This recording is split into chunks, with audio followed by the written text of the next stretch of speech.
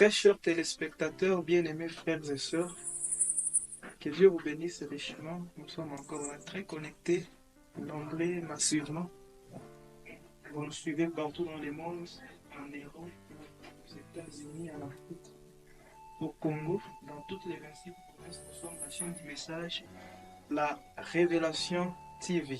Très heureux aujourd'hui, nous avons reçu un serviteur de Dieu au grand renom. Voilà, je l'appelle Seth Samoja qui est sur notre plateau et qui va essayer un peu d'échanger avec nous. C'est un sujet que vous allez découvrir bientôt.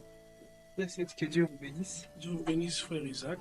Amen. Je suis très heureux de vous voir sur notre plateau.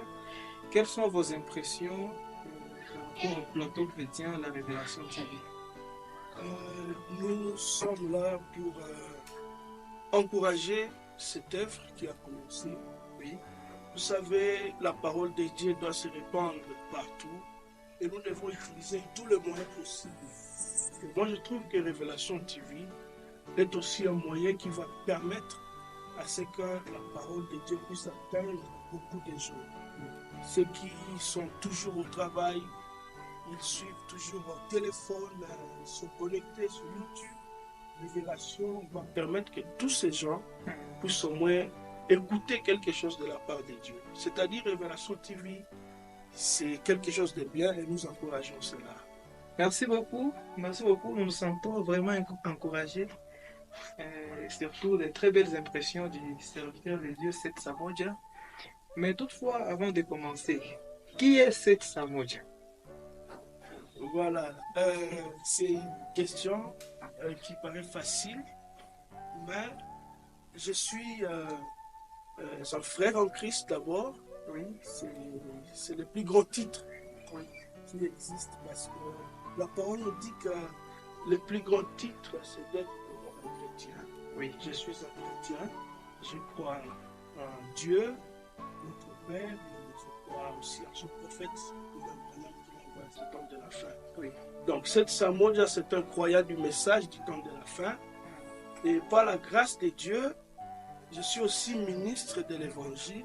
Il a plu au Seigneur de m'appeler aussi, être parmi ceux-là qui vont porter ce message dans les coins et les coins, selon ce qu'il va placer dans notre cœur. Donc, nous sommes juste un fils de Dieu qui essaie de faire sa part pour l'avancement du royaume de Dieu. Vraiment, que Dieu vous bénisse richement. Vous avez suivi Seth Samoja. Seth Samoja est marié? Oui, oui. Il est nouvellement marié. Nouvellement marié. Ouais. Voilà, c'est une bonne chose. Seth Samoja est nouvellement marié. En tout cas, je vois que l'émission va jouer. Voilà, nous sommes en train juste de nous poser une question. Et c'est autour de cette question que notre émission va porter. Pourquoi beaucoup de chrétiens aujourd'hui trouvent si difficile de mener une vie chrétienne? C'est déjà un problème dans notre société. Tous les coins, partout où nous passons, même dans les églises du message, beaucoup de chrétiens trouvent si difficile de mener une vie chrétienne.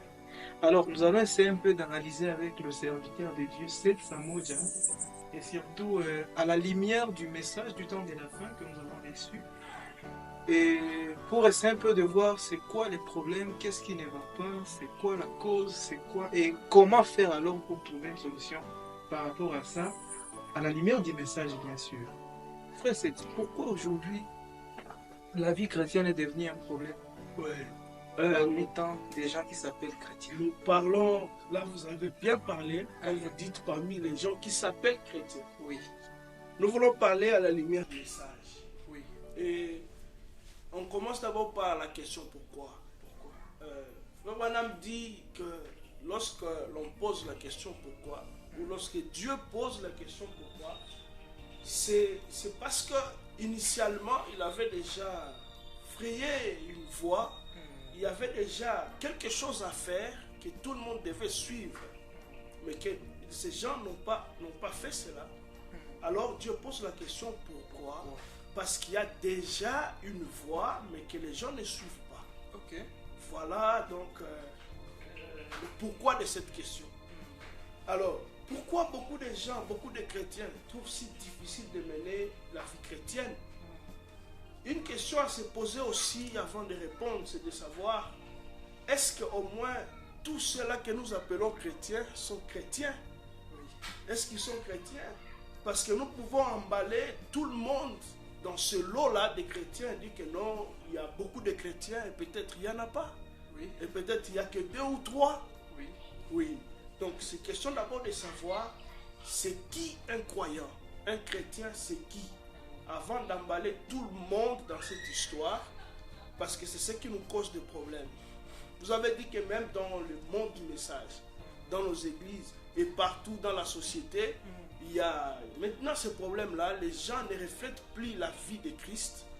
Et on se pose maintenant la question, pourquoi? Et nous sommes en train de découvrir que nombreux parmi ceux-là que nous appelons chrétiens, ils ne le sont peut-être pas. Parce que quand on parle de la chrétienté c'est une nouvelle vie. C'est une nouvelle naissance. Vous naissez dans une autre famille. Ok. Appelée la famille Jésus. Ok. N'est-ce pas? Et lorsque vous naissez dans une famille, vous portez la vie ou les germes de la famille dans laquelle vous venez d'appartenir maintenant. Et vous devez refléter l'image de cette famille. Donc, devenir chrétien, ce n'est pas la naissance. Est-ce que tous ces gens que nous traitons de chrétiens sont nés de nouveau? Voilà. C'est vous qui avez amené cette question, c'est vous qui allez la répondre. Oui. Pour parler de la vie chrétienne, il faut la nouvelle naissance. Il faut naître dans cette famille pour être appelé chrétien. Parce que la parole nous dit que pour que vous puissiez appartenir à la famille Jésus, vous devez d'abord mourir en vous-même et naître de nouveau dans cette famille. C'est là que vous devenez membre de la famille Jésus. Mais ce qui est drôle est que nous avons beaucoup de gens qui ont suivi Christ comme... ils sont juste des fans. Okay. Le fan du christianisme. Ils savent, ils disent que le christianisme est la vérité, c'est une bonne chose, mais ils ne se sont pas encore fait enrôler. Ils ne sont pas encore nés dans la famille Jésus. Et comme la parole nous le dit, nous parlons à la lumière du message, il y a d'abord ce qu'on appelle la décision. Oui. Vous décidez de suivre Jésus-Christ. Et cette décision se prouve par le baptême dans beaucoup d'eau au nom du Seigneur Jésus-Christ. Amen. Alors après ce baptême-là, vient maintenant la chose capitale qui fait de vous un enfant de Dieu. C'est lorsque vous recevez l'Esprit de Christ en vous. C'est-à-dire lorsque vous êtes rempli du Saint-Esprit. Et c'est là qu'il y a le problème. Beaucoup de chrétiens, des soi-disant chrétiens, ils sont juste des suiveurs de la parole, mais ils n'ont pas encore reçu l'Esprit de Christ, qui fait d'eux d'ailleurs de véritables chrétiens. Donc c'est ça, parmi les problèmes qui gangrènent la société chrétienne aujourd'hui, il y a le fait de ne pas naître de nouveau. Ouais. Alors si je comprends bien la question, c'est d'abord un sujet que le prophète a prêché. Ouais. Si nous essayons un peu d'analyser la question, c'est pourquoi beaucoup de chrétiens trouvent si difficile de mener la vie chrétienne. Donc, d'abord, au départ, ils sont chrétiens qui ont du mal à mener la vie chrétienne. Comment pouvez-vous nous éclairer un peu? Un chrétien qui a du mal par rapport à la question. Par rapport à cette question, nous pouvons revenir un peu dans le message. Oui. Ce que Frère Branham dit dans la même prédication, pourquoi beaucoup de chrétiens trouvent c'est difficile. Oui. Dans une prédication prêchée le 3 mars 57. Je vais lire le paragraphe 4 pour que nous puissions comprendre en fait le contexte. Oui. Frère Branham dit, je pense que ce sera, ça me semble-t-il un sujet vraiment vital cet après-midi. Pourquoi certains semblent être tout le temps sur le toit et d'autres semblent avoir des hauts et des bas tout le temps. Ok. Vous voyez? Là, il parle des chrétiens en général. Donc cette question, pourquoi beaucoup de chrétiens, ça parle des chrétiens en général. Mais frère Branham commence maintenant à détailler, à expliquer. Parmi ces chrétiens-là, il y a deux catégories. Oui. Il y a ceux-là qui semblent être tout le temps sous le toit. Pour dire qu'il y a certains qui mènent quand même une bonne vie. Une bonne vie. Et d'autres qui semblent avoir les hauts et les bas. Voilà maintenant les genres de chrétiens-là qui trouvent difficile à mener cette bonne vie. Donc, dans la question pourquoi beaucoup de chrétiens, il y a d'abord les chrétiens en général. Maintenant, nous entrons maintenant à profondeur pour découvrir pourquoi ces gens n'arrivent pas à mener une bonne vie. Et c'est là que nous découvrons que c'est parce qu'ils ne sont pas ancrés dans la parole. Ok. Ouais. Ils ne sont pas nés de nouveau. C'est ça. Donc d'abord, parmi les pistes de solutions pour qu'on arrive à mener une vie chrétienne, on doit naître de nouveau. Ça, c'est obligatoire. Obligatoire. Et à part cette piste de solution, il n'y en a pas d'autres pour mener. Oui. Vous savez, lorsque vous naissez dans une famille, ou lorsque vous naissez de nouveau, comme Paul l'avait dit, il est arrivé à un certain moment, il pouvait changer de langage et dire que ce n'est plus moi qui vis, mais c'est Christ qui vit en moi. Donc, quand vous naissez de nouveau, quand vous avez Christ en vous, ça ne sera plus votre vie. Vous voyez? C'est ça même, moi je pense que la nouvelle naissance, c'est ça même le point principal de cette histoire de mener une bonne vie chrétienne. Parce que aussi longtemps que vous vivez à votre propre manière, vous menez votre propre vie. Or, quand on nous appelle des chrétiens, c'est-à-dire ce sont des gens qui ont cru à Christ, nous manifestons la vie de quelqu'un d'autre. Vous voyez, Jésus-Christ était passé sur la terre, il avait vécu, les gens l'ont vu. Et la nature soupire de voir le même Jésus se manifester encore aujourd'hui. Et ça, c'est au travers des croyants. Ceux qui se sont dit qu'ils ont suivi Christ, ils doivent reproduire la vie de ce Jésus que les gens ont vu à Galilée. Vous voyez? Donc, il ne s'agit pas de notre vie, mais nous reflétons la vie de quelqu'un d'autre. Et pourtant, on ne va pas refléter sa vie si lui-même n'habite pas en nous. Et la parole nous dit que personne ne peut vivre la vie chrétienne de lui-même. Il faut que Dieu lui-même puisse vivre sa propre vie en toi. Et c'est par le canal de la nouvelle naissance, c'est lorsque vous êtes rempli du Saint-Esprit.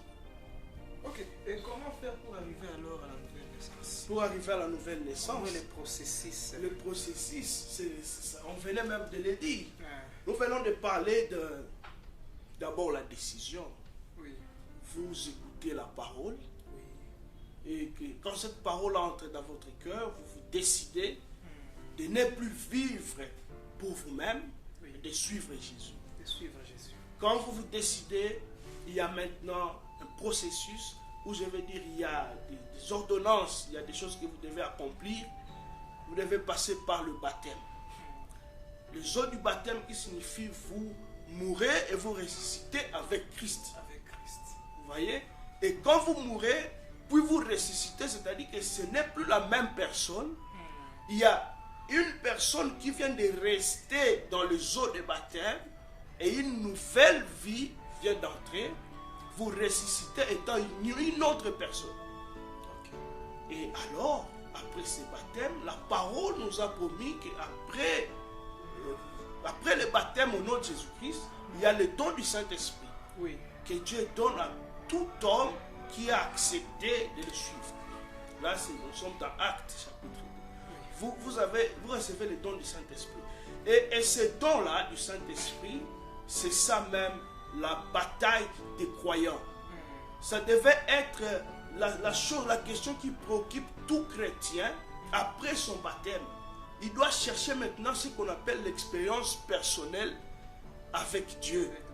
Vous voyez, il doit maintenant chercher à recevoir le baptême du Saint-Esprit et à monter encore plus haut jusqu'à l'adoption. Ok.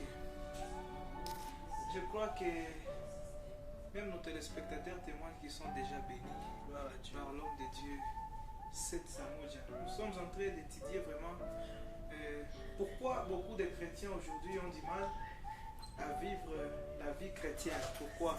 Et je pense que nous sommes en train d'avoir des réponses par rapport à ce sujet.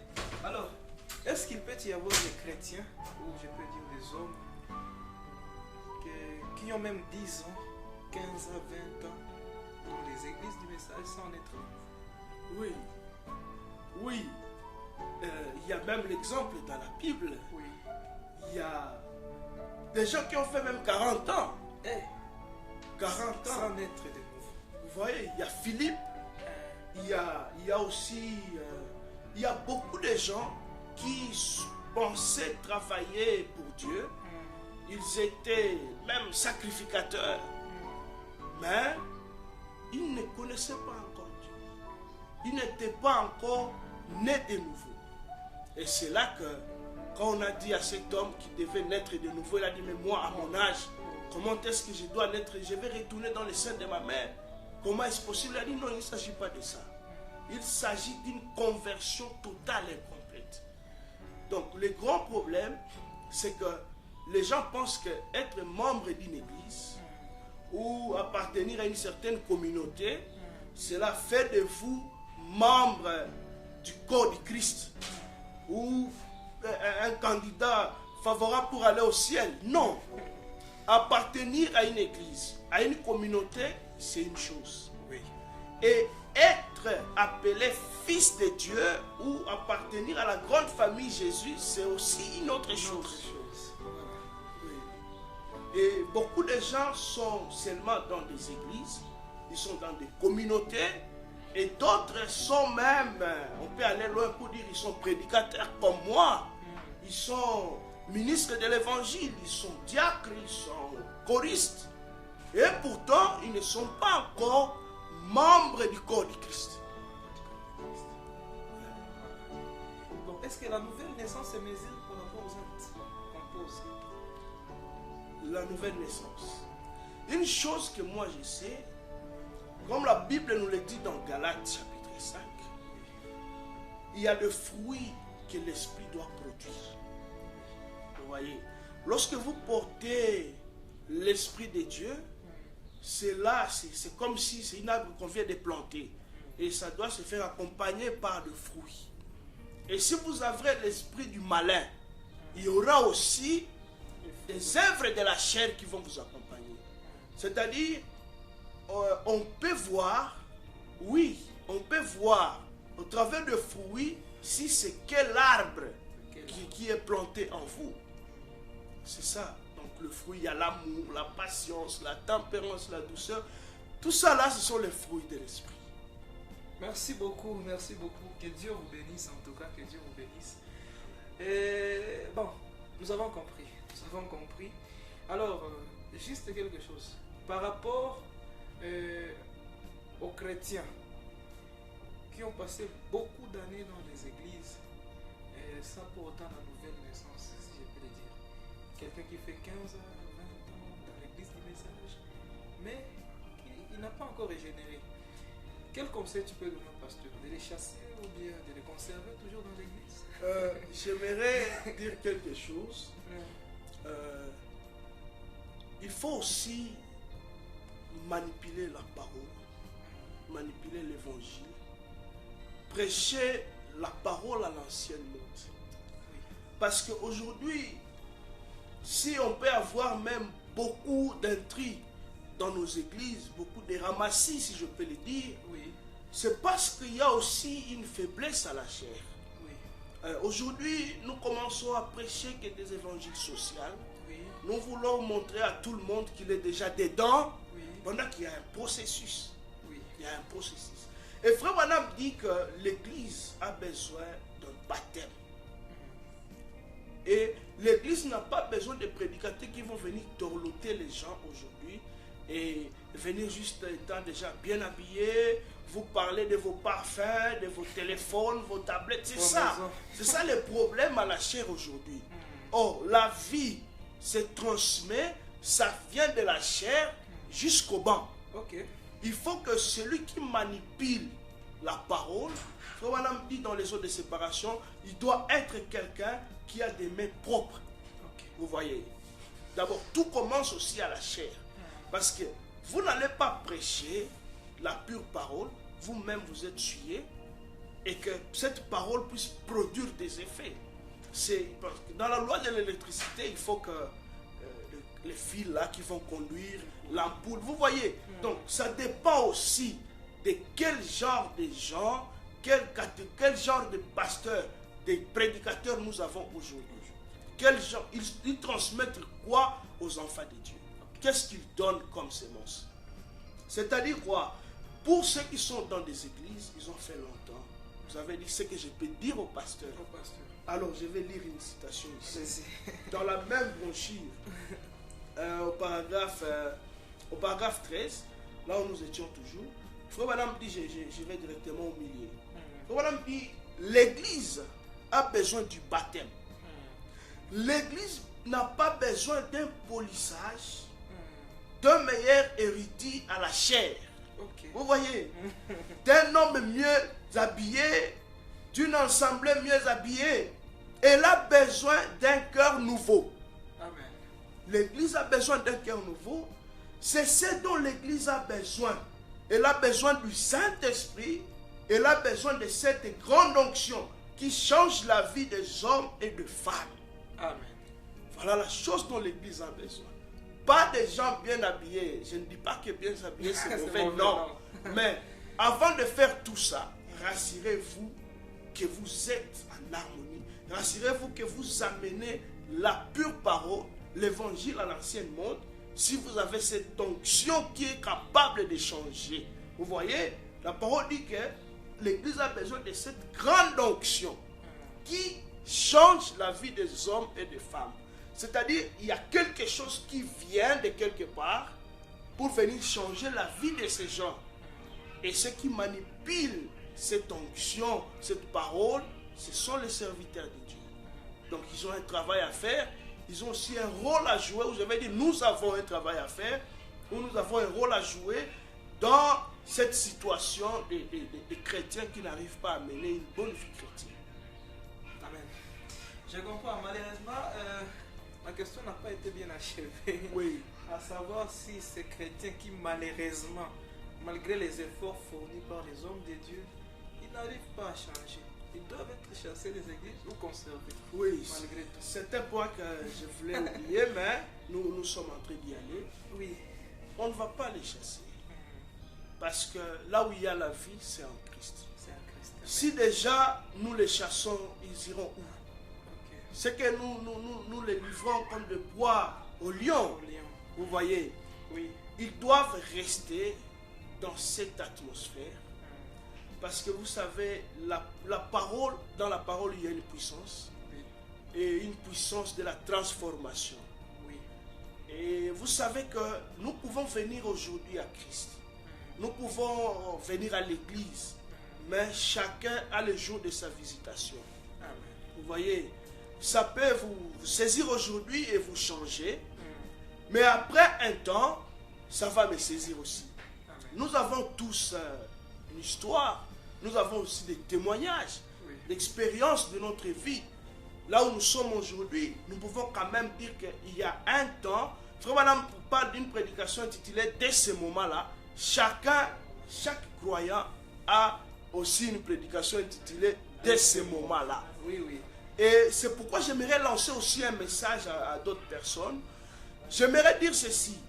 Tous ces gens que nous voyons et pensons qu'ils ne mènent pas une bonne vie chrétienne, écoutez, c'est peut-être parce qu'ils n'ont pas encore atteint leur sermon dès ce moment-là. Amen. Mais il y a aussi un jour oui, qui vont aussi prêcher cette prédication. Je vais dire, leur vie va changer et ils vont dire que dès ce moment-là, ma vie avait changé. Donc il y a de l'espoir. La grâce coule. Amen. Ces chrétiens-là, on ne va pas les rejeter, mais on va les garder toujours sous cette chaleur. Et un jour, l'œuf finira par féconder. Amen, amen. Voilà, que Dieu soit béni, et que Dieu vous bénisse richement, serviteurs de Dieu, 7 Samoja. Amen. Parmi les 5 ministères, vous êtes qui? Bon, c'est une question qui fait chanter beaucoup de prédicateurs. Oui. Et nous avons vu certains répondre en 2010 qu'ils sont tels. Et en 2020, ils ont changé. Encore. Mais je crois que quand Dieu appelle quelqu'un, il Oui. parle avec précision. Oui. Mais une chose aussi à ne pas oublier, il y a certaines choses que vous découvrez au fur et à mesure que vous êtes en service. Un service, voilà. Oui, c'est pourquoi je ne pécherai pas si je disais maintenant sur ce plateau que je me réserve de répondre à cette question pour ne pas changer. Pour ne pas changer 10 ans après après. mes avis 10 ans après que non, moi je suis tel, je suis prophète, mais Mais oui. je suis sûr de mon appel. Oui. Et j'ai quelques indices Oui. de ma place parmi les 5 ministères. Oui. Mais laissez-moi Pour le quand moment. même me réserver de ne pas dévoiler maintenant parce que nous apprenons encore. D'accord. C'était le frère Seth Samoja avec qui nous étions sur le plateau chrétien. La chaîne du message Révélation TV. Avec qui nous avons essayé un peu d'échanger sur vraiment une question très clé. Que Dieu vous bénisse. Amen, amen. Pourquoi beaucoup de gens aujourd'hui trouvent si difficile de mener la vie chrétienne? Frère, c'est pour clôturer alors, quel dernier message que nous pouvons appeler exhortation, interpellation, conseil que vous pouvez lancer aux téléspectateurs qui nous suivent maintenant et à tous les chrétiens du monde entier? Oui, le message est simple. Nous sommes en train juste d'appeler chaque croyant, chaque personne qui aime Jésus là où il se trouve. C'est vrai, il arrive des fois que nous sommes en train de vivre. Cette vie chrétienne n'est pas facile. Oui.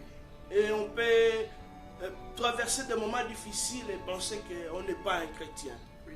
Mais je vais juste interpeller quelqu'un, je lui dis que c'est le diable qui veut te tromper. Tu es un enfant de Dieu et il nous faut de la persévérance. C'est le message que je lance à tout croyant. Nous devons persévérer dans la foi. Peu importe les situations difficiles, peu importe ce que les gens peuvent dire. Et même si quelqu'un te disait tout haut que toi, tu ne mènes pas une bonne vie chrétienne, la solution c'est de revenir à genoux et dire à Jésus, remplis-moi de la force, de la capacité afin que je puisse y arriver. Vous savez, il y a une personne qui disait, lorsqu'il avait donné un témoignage, il a dit, c'est vrai, je ne suis pas encore arrivé. Mais une chose est certaine, je ne suis plus ce que j'étais. Ok. Chaque chrétien doit savoir que Dieu fait quelque chose dans sa vie. Il faut persévérer et un jour vous arriverez à la stature d'un homme parfait. Voilà. C'est le message que je voulais lancer à quelqu'un. Merci beaucoup. Déjà là, vous sentez, je suis déshydraté par l'onction. Que Dieu vous bénisse richement, que Dieu vous bénisse. Amen. Et merci d'être passé sur notre plateau quand même. Je crois que prochainement encore, vous serez les bienvenus. Et vous allez encore nous bénir davantage. Et si vous avez une question, vous avez une suggestion, quelque chose à demander, veuillez nous écrire même en commentaire. Si vous voulez poser la question au serviteur de Dieu par rapport à ces interventions, écrivez-nous juste la question. Et soit au 097 42 19 906 et nous allons la lui faire parvenir et il va vous répondre toujours à la lumière du message du temps de la fin. C'était un plaisir de vous voir sur notre plateau. Que Dieu vous bénisse. Amen, amen. Dieu vous bénisse aussi. Révélation TV. Restez toujours branchés et de très meilleures choses vous arrivent. Shalom. Mon appui dans les tourments.